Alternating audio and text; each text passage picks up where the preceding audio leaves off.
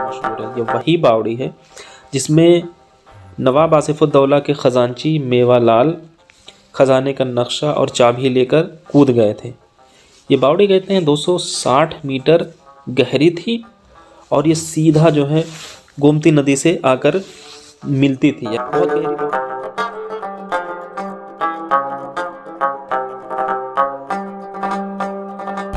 ये चीज़ है हज़रत इमाम हुसैन का रोज़ा, क्योंकि ये इमाम बाड़ा है, इस वजह से हज़रत इमाम हुसैन से जुड़ी हुई चीज़ें यहाँ पे रखी हुई, जैसे ये ताज़िया, और वो हज़रत इमाम हुसैन का रोज़ा था।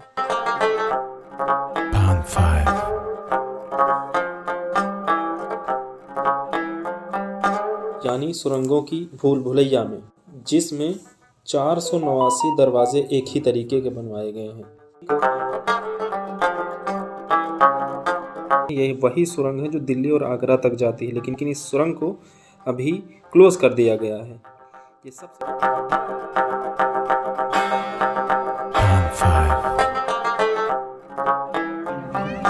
आप जो बोलेंगे हम भी बोलेंगे, इकोसिस्टम है इसमें। थोड़ा साइलेंट हो जाओ सब। ये है वो चोर दरवाज़ा, यहाँ पर बैठकर आप गेट तक आने वाले शख्स को देख सकते हैं। Welcome to my channel see you around. और आज की वीडियो में हम आपको दिखाने जा रहे हैं नवाबों का शहर लखनऊ, और इसको नवाबों का शहर क्यों कहा जाता है, उसका एक सिंबल जिसको हम भूल भुलैया या फिर बड़ा इमामबाड़ा कहते हैं। ये भूल भुलैया उन नवाबों की नवाबी की वो निशानी है जो आज तक जिंदा है, और इसकी मिसालें आज भी दी जाती हैं। इस वीडियो में हम पूरी भूल भुलैया और पूरा बड़ा इमामबाड़ा आपको दिखाएंगे, और इससे जुड़े हुए रोचक तथ्य आपको इस वीडियो में हम बताएंगे। So stay tuned and stay till the end of the video. So guys, this is the entrance of भूल भुलैया। ओके, भूल भुलैया को नवाब आसिफुद्दौला ने 1784 में बनाया था। कहते हैं कि उस टाइम लखनऊ जो है सूखे से ग्रस्त था। सूखे से बहुत ज़्यादा लोग परेशान थे, लोगों के पास खाने के लिए कुछ नहीं था। तो ऐसी सूरत में नवाब आसिफुद्दौला ने एक प्रपोज़ल पेश किया और उन्होंने ये भूल भुलैया बनाने का सोचा। इसके कंस्ट्रक्शन और आर्किटेक्चर के लिए उन्होंने एक कंपटीशन ऑर्गेनाइज़ किया, और उस कंपटीशन में इंडिया के बड़े बड़े आर्किटेक्ट को बुलाया गया। लकीली उस कंपटीशन में दिल्ली के एक आर्किटेक्ट जिनका नाम किफ़ायतुल्लाह था, उनका डिज़ाइन विन किया और उनको रिस्पॉन्सिबिलिटी मिली कि ये भूल भुलैया बनाएं। कहा जाता है कि लोगों को रोज़गार देने के लिए इस भूल भुलैया को नवाब आसिफुद्दौला ने बनाया था। तो हर एक को मेहनत करने के बाद पैसा मिले, इसको मेक श्योर करने के लिए नवाब आसिफुद्दौला दिन भर में इस भूल भुलैया को बनवाते, और जितना भी कंस्ट्रक्शन दिन भर में होता उसको रात में गिरवा देते, और सुबह वही कंस्ट्रक्शन फिर से होने लगता, ताकि ये काम लंबे समय तक चल सके और ज़्यादा से ज़्यादा लोगों को रोज़गार मिल सके। भूल भुलैया को इतना मैजिकल और जादुई तरीके से बनाया गया है कि सुनकर आपका दिमाग ख़राब हो जाएगा। फॉर एग्ज़ाम्पल, अगर गैलरी के एक साइड से आप कोई बात करते हैं तो गैलरी के दूसरे एंड पे आपको वो आवाज़ बिल्कुल साफ सुनाई देगी। अगर भूल भुलैया के अंदर आप एक माचिस भी जलाते हैं तो उसकी आवाज़ 20 फीट दूर आप बिल्कुल क्लियरली सुन सकते हैं। इस भूल भुलैया में एक ऐसा चोर दरवाज़ा बनाया गया था जहाँ पे खड़े होकर आप आधा किलोमीटर दूर मेन एंट्रेंस पे कौन आ रहा है आप इजीली देख सकते थे। इसके अलावा भूल भुलैया में जो बावली बनाई गई है उसका अपना एक अलग ही जो है रोमांचक हिस्ट्री है। कहते हैं जब अंग्रेज़ों ने भूल भुलैया पे कब्ज़ा किया तो इसके जो ख़जानची थे, मेवालाल नाम था उनका, तो इसके जो ख़जानची थे उनसे जब ख़जाने की चाबी मांगी गई तो वो इतने लॉयल थे कि उन्होंने ना ख़जाने की चाबी दी और ना नक्शा दिया, बल्कि नक्शा और ख़जाने के साथ उस बावली में कूद गए। उस बावली की जो गहराई थी वो 260 मीटर थे, और कहते हैं कि उसमें जो पानी आता था वो डायरेक्ट गोमती नदी से आता था। तो आज तक न उस नक्शे का पता चल पाया है और न ख़जाने की चाबी का, तो अंग्रेज़ों को मायूस होकर लौटना पड़ा। इसके अलावा बहुत सारे अंग्रेज़ जो ख़जाने की तलाश में इस भूल भुलैया में घुसे थे वो आज तक वापस नहीं आ पाए। जैसा मैंने पहले बताया, ये मस्जिद है इससे जुड़ी हुई। इसमें एंट्री अभी नहीं है अलाउड, तो बाहर ही से दिखा सकते हैं अनफॉर्चुनेटली। और यहाँ से शुरू होती है भूल भुलैया। नवाब ये आसिफ देखें, उद्दौला ने और ये भूल भुलैया का भुलैया बाहरी पोर्शन, या बड़ा इमाम बाड़ा बाहर का नज़ारा है। और अंदर बावली जो है मेन भूल भुलैया के अंदर है। साथ एक्चुअली इसको आसिफ भूल भुलैया उद्दौला मस्जिद और इमाम बाड़े से बाहर, भूल भुलैया से बाहर एक गेट बनवाया था जिसको आज हम रूमी गेट के नाम से जानते हैं। ये सारे कंस्ट्रक्शन नवाब आसिफ उद्दौला के ज़रिए किए गए थे। आज भी इमाम बाड़े के बीचों बीच में नवाब आसिफ उद्दौला की कब्र और इसके साथ साथ उस इंजीनियर और आर्किटेक्ट की भी कब्र बनाई गई है जिसने इसको पूरा डिज़ाइन किया था।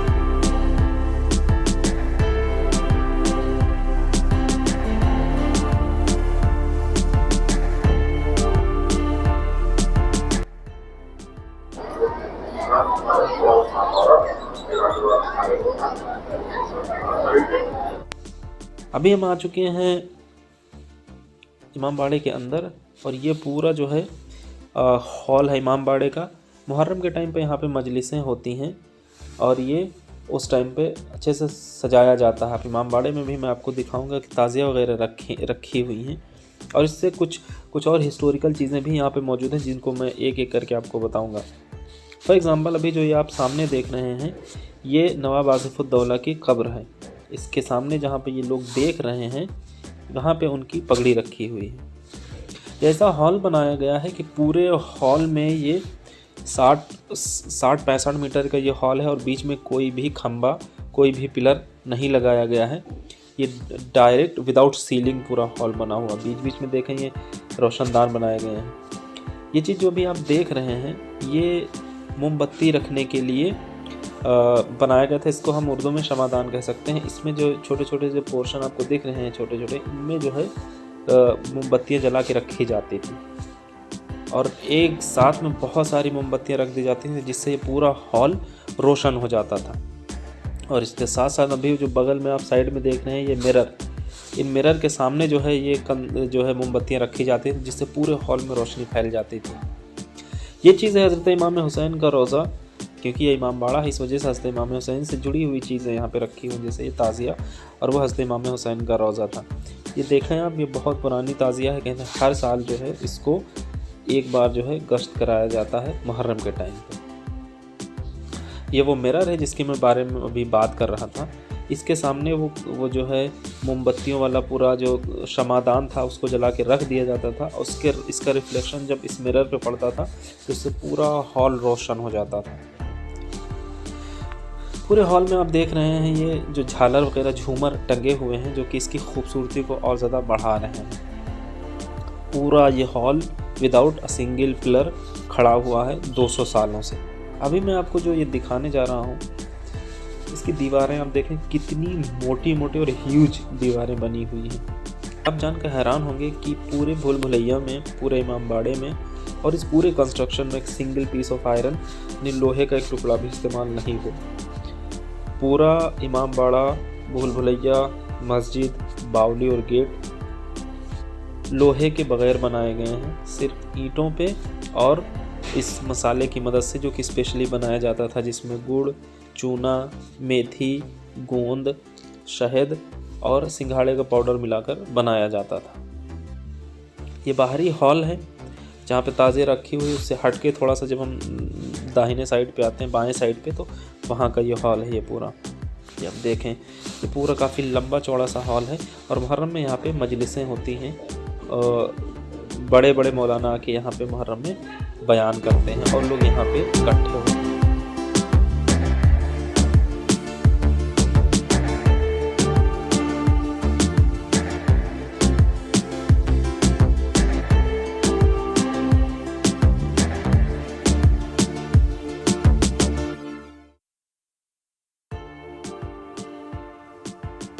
और अभी हम आ चुके हैं, जैसा कि मैंने पीछे वीडियो में बताया है, बावली। अभी हम आ चुके हैं बावली में। ये देखें, ये वही बावली है जिसकी अपनी एक बड़ी अमेजिंग हिस्ट्री है। इस बावली में अभी मैं आपको वो कुआं दिखाऊंगा जिसमें मेवालाल ख़जाने की चाबी लेकर कूद गए थे और अंग्रेज़ों के हाथ कुछ नहीं लगा था। ये रास्ता जहाँ पे अभी हम जा रहे हैं ये सुरंगों की भूल भुलैया है। इसके साइड में बहुत सारी सुरंगें नीचे गई हुई हैं जो आपको कहाँ ले जाती हैं कुछ पता नहीं। अभी हम लोग जा रहे हैं पहले जो है सीसीटीवी देखने, जो उस टाइम पे सीसीटीवी का काम करता था। उसकी हिस्ट्री ये है कि जब गेट पे कोई खड़ा होता था बाहर बावली के, तो यहाँ बैठा हुआ आदमी, यहाँ पे बैठा हुआ गार्ड उसकी शक्ल देख लेता था। वहाँ ये जो अभी आप छोटा सा ये दरवाज़ा देख रहे हैं, यहाँ पे पानी हुआ करता था और इस पानी में बाहर खड़े हुए शख्स की, जो कि 20-25 मीटर दूर होता था और बावड़ी से बिल्कुल बाहर होता था, वहाँ पे उसकी जो है शक्ल एकदम साफ पानी में नज़र आती थी। इसको उस टाइम का सीसीटीवी कहते हैं, सीसीटीवी कैमरा।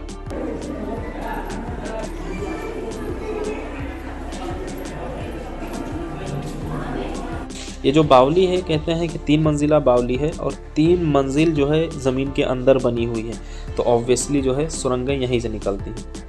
अब हम आ चुके हैं बावड़ी के एक और इंटीग्रल पार्ट में, जिसकी तारीख बहुत ज़्यादा मशहूर है। ये वही बावड़ी है जिसमें नवाब आसिफुद्दौला के ख़जानची मेवालाल ख़जाने का नक्शा और चाबी लेकर कूद गए थे। ये बावड़ी कहते हैं 260 मीटर गहरी थी और ये सीधा जो है गोमती नदी से आकर मिलती थी। बहुत गहरी बावड़ी होती थी। तो जब मेवालाल इसमें कूदे तो उनकी लाश का कोई पता नहीं चला और अंग्रेज़ उस चाबी और उस नक्शे को ढूंढते रह गए, लेकिन कुछ उनके हाथ नहीं लगा। अभी अंदर जैसे आप देख रहे हैं, इसका रिनोवेशन चल रहा है, पूरी बावड़ी मिट्टी से भर चुकी है, तो इसलिए आपको मिट्टी मिट्टी नज़र आ रही। अब देखो, इसका एक और रहस्यमयी जो है चीज़ हम आपको दिखा रहे हैं। हमने इतना घूमा, राउंड लगा के तब यहाँ जो है पहुँचे थे कुएं के पास और बावड़ी के पास, लेकिन एक सिंपल सा और सीधा सा सरल सा रास्ते से देखो भी कितनी आसानी से जो है हम बाहर निकल जाएंगे। और यही वो जो है खूबी है जो इस बावड़ी को बहुत ज़्यादा यूनिक बनाती है और इसका नाम भूल भुलैया रखती है। जी हाँ, ये है सुरंगों की भूल भुलैया, जहाँ पर एक कदम आप भटके तो आप सीधा गायब। और अभी हम निकल चुके हैं बावड़ी से बाहर। ये जीने जो आप देख रहे हैं, ये सीधा जो है उसी बावड़ी तक जाता है जो हमने अभी आपको पीछे वीडियो में दिखलाई। साथ साथ में ये नीचे जो है, जो आपको दरवाजे टाइप के दिख रहे हैं, ये जो है पहला फ्लोर, दूसरा फ्लोर, तीसरा फ्लोर, और इसके अंदर बोलते हैं कि इतनी ही जो है गहराई के साथ नीचे भी ये बावड़ी बनाई गई है। और इस तरह के दरवाजे आपको ज़मीन के अंदर भी मिलते हैं। और ऑब्वियसली ज़मीन के अंदर जो है दूसरी सुरंगें भी पाई जाती हैं, जो आपको बहुत दूर तक, आगरा और दिल्ली तक भी ले जाती हैं। इसमें कितनी सच्चाई है, इसमें हम नॉट श्योर। और अब हम पहुंच चुके हैं वीडियो के सबसे इंटरेस्टिंग पार्ट में, यानी सुरंगों की भूल भुलैया में, जिसमें 489 दरवाजे एक ही तरीके के बनवाए गए हैं और बाकी का टूर हम एक गाइड के थ्रू करेंगे। अब जो ये अंधेरा देख रहे हैं, ये वही सुरंग है जो दिल्ली और आगरा तक जाती है, लेकिन इस सुरंग को अभी क्लोज़ कर दिया गया है। ये सबसे लंबी सुरंग मानी जाती थी। अंधेरा है तो इस वजह से सही से नहीं दिख रहा है। आगे चल के हम आपको दिखाएंगे चोर दरवाज़ा, जहाँ पर आप एक खिड़की से झांकेंगे तो आपको रोड तक का, इमामबाड़े के बाहर तक का जो है नज़ारा दिखेगा। और ये है वो चोर दरवाज़ा, यहाँ पे बैठकर आप गेट तक आने वाले शख्स को देख सकते हैं। यहाँ पर आते 4 रास्ते हैं, एक रास्ते से भी हम लोग आ रहे हैं और एक बगल में और 2 इस तरफ। ये पूरी भूल भुलैया ही आप देख रहे हैं, गैलरियों की, रास्तों की, जीनों की। जैसा मैंने बताया, इसमें 889 दरवाजे और जीने एक ही तरीके के बनाए गए हैं, तो कंफ्यूज पीपल, आप अंदाज़ा ही नहीं लगा पाएंगे आप कहाँ चल रहे हैं।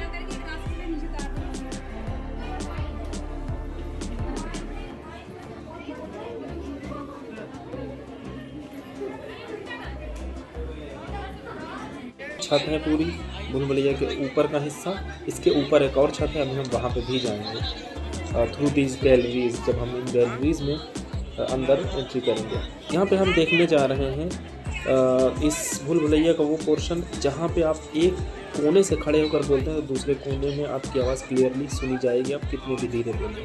आपको अपना हेडफोन यूज़ करना पड़ेगा। तो यहाँ की दीवारों के हैं कान जो अभी आपको सुनवाए जाएंगे। ठीक है, सब लोग अंदर आइए।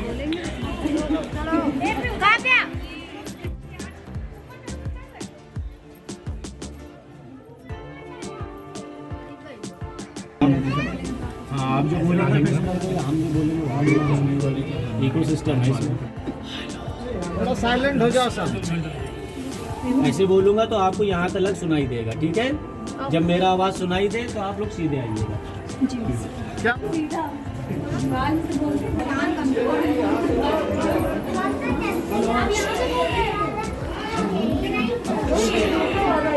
देखो, जिस ज़माने में ये बिल्डिंग बनाया गया था उस ज़माने में इतना ज़्यादा इकोसिस्टम था कि इस कॉर्नर पर खड़े होकर कुछ बात करेंगे तो आपको लास्ट कॉर्नर पर भी सुनाई देगा। वहाँ पर अगर कोई बात करता है तो आपको यहाँ पर सुनाई देगा। आर्किटेक्ट ने बिल्डिंग बनाई, उन्होंने इसलिए किया था इकोसिस्टम परिवारों में, ताकि जो यहाँ पर सिपाही रहते थे ड्यूटी पे, वो किसी की बुराई, एक दूसरे की मतलब सीक्रेट बात कोई ना कर सके, नवाब के खिलाफ कोई साजिश वगैरह ना कर सके, ताकि वो किसी भी तरह की सीक्रेट बात वो नहीं कर सके। उनको पता है हम जो बोल रहे हैं तो दूसरा आदमी भी सुन रहा है, वो जो बोलते हैं वो इसको सुनाई देता है।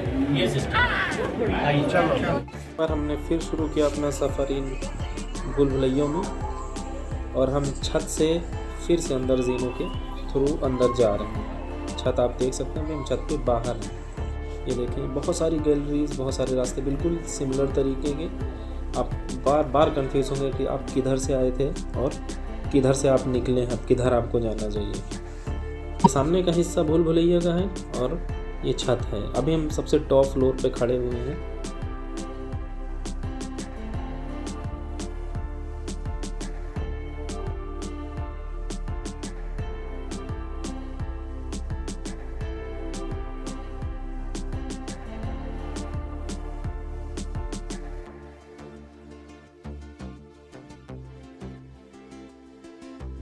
बनाया गया पर था आप इसकी हिस्ट्री और के उस बारे में ज़माने में यहाँ पर सीमेंट मसालों और सरिया इन सब चीज़ों का यूज़ नहीं किया जाता था।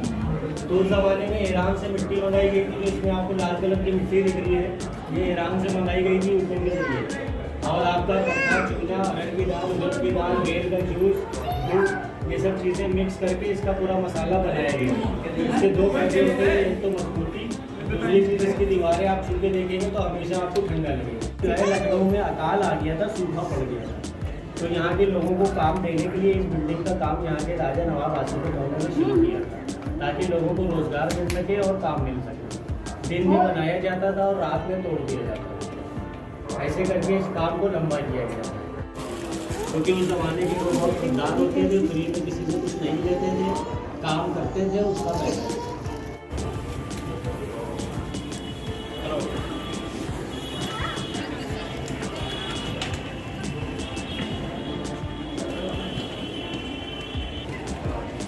सीमेंट वाला नहीं है ये, तो इसमें मतलब मटेरियल क्या होता है, क्या क्या यूज़ करते हैं आप? हाँ, अच्छा, वाह, चूना वूना भी होता है। यही वजह भैया 300-400 साल हो गए हैं, अभी भी खड़ी हुई है, और आने वाले 300-400 साल में मुझे लगता है अभी और खड़ी रहेगी ये।